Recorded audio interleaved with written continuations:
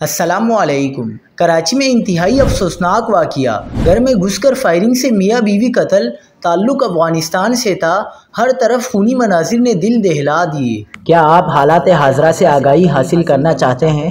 خبر کے پیچھے چھپے اصل حقائق جاننا چاہتے ہیں تو ابھی سبسکرائب کیجئے جلمل پاکستان کو اور ساتھ ہی گھنٹی کے نشان پر کلک کر دیں۔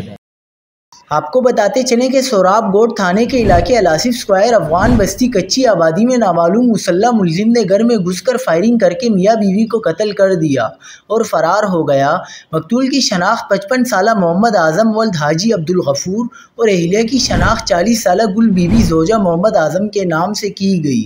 مقتول محمد اعظم گارمنٹس فیکٹری میں کام کرتا تھا۔ مقتولین میاں بیوی کا آبائی تعلق افغانستان سے تھا۔ ابتدائی معلومات کے مطابق ایک نامعلوم ملزم نے گھر میں داخل ہو کر دونوں میاں بیوی کو سر میں گولیاں ماری اور فرار ہو گیا۔ مقتول محمد اعظم نے 2 شادیاں کی ہوئی تھی۔ پہلی بیوی افغانستان میں ہے جس سے اس کے 5 بچے ہیں، جبکہ مقتول اپنی دوسری بیوی کے ساتھ افغان بستی میں رہائش پذیر تھا اور مقتول کے دوسری بیوی سے بھی 5 بچے تھے۔